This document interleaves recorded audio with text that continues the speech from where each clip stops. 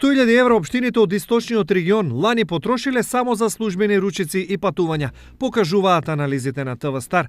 Од нив најмногу, речиси 1 милион денари потрошила општина Кочани. По неа е една од најзадолжените во државата, општината Делчево, која за истата цел потрошила 830.000 денари. Веднаш зад Делчево е Пробиштип со 780.000 денари, но за разлика од Делчево, Пробиштип финансиски стои многу подобро. Речиси исто како Пробиштип потрошила и малата и исто така сиромашна општина Чешиново Облешево, каде градоначалникот Костадин Личков потпишал сметки за 737.000 денари. Македонска каменица по овој основ потрошила 729.000, Виница 665.000, а Пехчево 633.000 денари. Во оваа анализа, според бројот на жители, вработени и буџетот се издвојува општината Штип, каде за ручици и патувања градоначалникот Илчо Захариев дал налог само за 532.000 денари.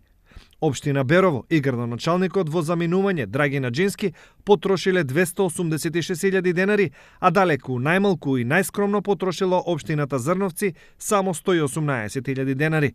Според големината, најголем трошок по овој основ на граѓаните им направила општината Чешиново Облешево, а најмал општина Штип.